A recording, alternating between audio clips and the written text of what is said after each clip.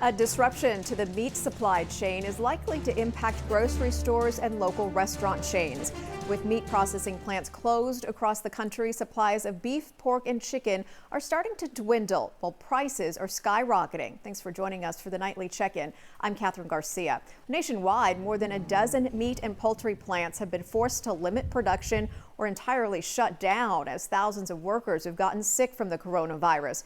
Prices have risen more than 20% in some areas. Already at several fast food chains, customers are not getting what they want. I'm looking at your menu. You're out of beef then? Out of patties? Yeah. Okay. All right.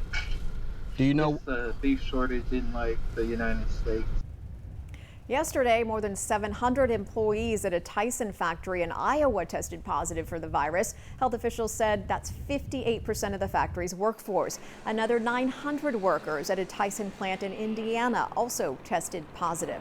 The soaring price and availability of meat will have an impact, of course, too, on local restaurants, and that's just one of the many concerns for the owner of the well-known popular Phil's Barbecue. Phil Pace has been in business here for more than 22 years.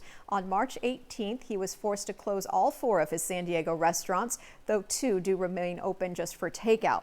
Total business loss in that short time, he says, has been almost $5 million. How do I open up these 4 restaurants that do, tremendous amount of business? How do I do it the right way? And that's my biggest concern.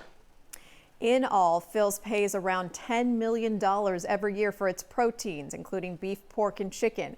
To add to all of the challenges, a Phil's Barbecue was supposed to open in Temecula. It was supposed to happen in March, which is, of course, right around the time everything changed. Phil Pace stood alongside Councilmember Scott Sherman and other pro-business leaders today, calling on county leaders and the governor to reopen all businesses, not just those deemed lower risk. They say their constituents have been following public health orders and are ready to return to work. Many concerned about some small businesses not being able to recover if they're closed any longer. Right now, reopening businesses is up to Governor Newsom. Here are the latest numbers. San Diego has 159 new cases of coronavirus today. That's out of more than 2,200 tests, giving a 7% positive test average.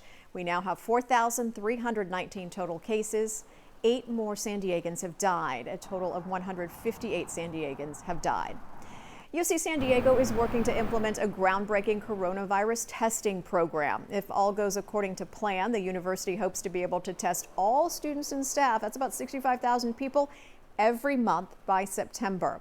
It is called the Return to Learn program. It would allow in-person classes to resume in the fall. Phase 1 starts this Monday when 5,000 students who still live on campus will be able to pick up a self-swab test and drop it off to be tested at UC San Diego Health. I'm glad that we can finally get tested because I've been trying to get tested since March. I'm ready to go back to class now.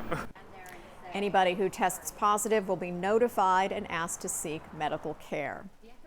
Well, the beautiful blue bioluminescence has captured the eyes of people. There it goes from all over the county. But as beautiful as it may be, the smell is pretty bad. I've noticed a little bit of a smell. Kind of smells like a little bit sewage. We were right by SeaWorld, and I said, "Did you rip one?" I said, no, I didn't, No. but I have been guilty in the past. Well, Dr. Michael LATZ of the SCRIPPS Institute of Oceanography says the smell is coming from that red tide. He says when the illuminated plankton die off, they release organic material that is fed on by bacteria, and that leads to that strong odor. So when the material breaks down, then the organisms release their contents, some of which become aerosolized and blow onto the beach. And so it's been really stinky. It's been so bad. The city of Carlsbad posted this saying they ran tests to make sure it wasn't the sewers. Dr. Latz says we're nearing the end of the red tide, but nobody, of course, has an exact date. We do know also that a heat wave is all over San Diego right now. How high will temperatures be tomorrow where you live? Here's Dagmar. Oh, your Thursday is going to be another warm day across the region. Really, the coast will feel a little bit cooler, and all 4 forecast zones slightly cooler by 1 or 2 degrees, and also under mostly sunny but some high streaming cloudy skies. So you'll see that, but there will still be plenty of sunshine. Low 80s for the coast, still around 90 for the inland valleys, mountains still in the low 80s, and the deserts, unfortunately, you are still under that excessive heat warning all the way through at least Friday, 9 p.m. So the heat continues through this work week. The coronavirus pandemic has changed nearly every aspect of our lives, even the way people get married. A couple in the Bay Area became the first pair to get married virtually in this state. The couple works in the Silicon Valley tech industry, and they actually met online, so they figured this was a fitting way to get married. Their union was officiated by Santa Clara County Supervisor Cindy Chavez. By the virtue of the authority vested in me by the state of California and the county of Santa Clara, I now pronounce you married under the laws of the state of California. Chavez contacted Governor Newsom asking him to temporarily suspend the in-person witness requirements for marriage licenses and ceremonies, allowing this couple and others going forward to marry in front of family and friends who are tuning in from around the world.